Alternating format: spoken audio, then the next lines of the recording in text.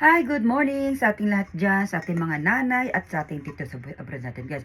Guys, gagawa na naman tayo ngayon guys ng ating karyoka na sinasabi. Pero ito guys, isa sa mga paborito ko itong ginagamit at kinakain talaga. Nung ako'y bata pa sa Pilipinas. So ako nagtitinda rin ito nung ako'y bata para lang may pang extra kita ko yan. So guys, kailangan natin ng malagkit at saka inyog na ihahalo natin doon, yung coconut. Kahit anong coconut yan, basta may sariwa or dry and okay na yun, guys.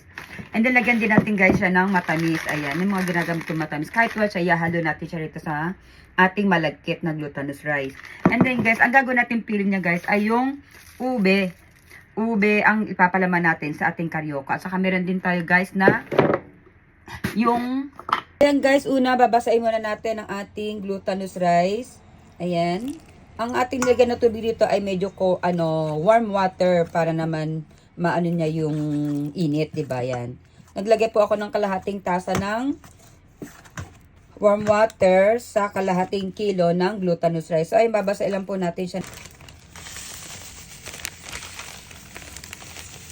Lagyan natin guys ng matamis, tansyahan lang po nilagay ko na yan para may tamis po naman. Pag nakatapon natin ganyan na pong consistency ng ating glutinous rice, nagdidikit-dikit na po siya, ay okay na po yan. So, saka nga pala guys, dahil ko lang nga po yung 3/4 nating kalahating cup natin tubig. So, ginawa ko na po siya 3/4. So, kaya naglagdag pa ako ng 1/4, kaya po siya naging 3/4. Ayan.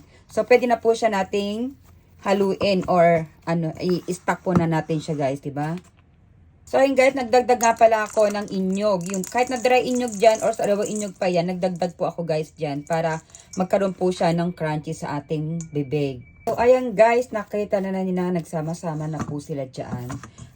Naging makapit na po ang ating malagkit. So, i-stack po natin siya ng mga 30 to 1 hour para naman siya ay yung patulogin po muna natin siya. So, yan lang po ang ating ginawa ngayon sa ating So, ayan guys, dyan ay bilog-bilog ko na siya at nilagyan ko na rin siya ng ube sa gitna dahil nga po yan ang kanyang palaman.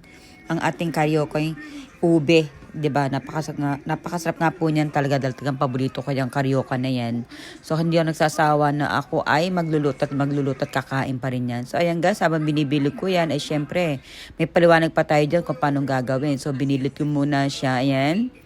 Binilit ko muna siya ng ganyan. Then guys, ayan. Tapos ikinuha ko yung ube at nilagay ko dyan sa gitna ng karyoka. Ayan, ng ating malagkit na galapong. So ayan, tapos kakakulang siya ay kinlose na ganyan para hindi siya lumabas habang siya ay ating pinipirito guys. So ayan, talagang pag ako habang gumagawa niyan ay naglalaway na ako nga sa ginagawa. So ingatan lang po natin guys na magkaroon siya ng butas para habang pag pinipirito natin yan ay hindi po siya maglabas-labas diyan. Kailangan natin, sure natin i-close natin ang ating malagkit para naman ay hindi siya lumabas habang pinipirito natin. So ganyan guys, madali lang po ang gumawa ng ganyan. Yan ay pwede naman din yung maging sideline yan, paging pambenta, basta't malit na puhunan lang, magtiyaga ka lang magluto guys, ay makakagawa ka ng ating karyoka. Ikaw naman ay gusto mong maglagay ng palaman, ay nasa iyo naman po yan. So ayan guys, pinipirito ko na dyan ang ating karyoka. At yan po ay talagang hinihintay ko na po siyang matapos dahil nga po habang nagluluto ako niyan ay talagang hinihintay ako para maluto yan guys. So siyang guys ay konti lang po pala talaga ang ginawa ko na yan dahil yan ay pangkain lang naman namin at pang iwan ko rin sa mga anak ko. So kaya hindi na rin ako nakagawa magbenta. So ayan guys, luto na po.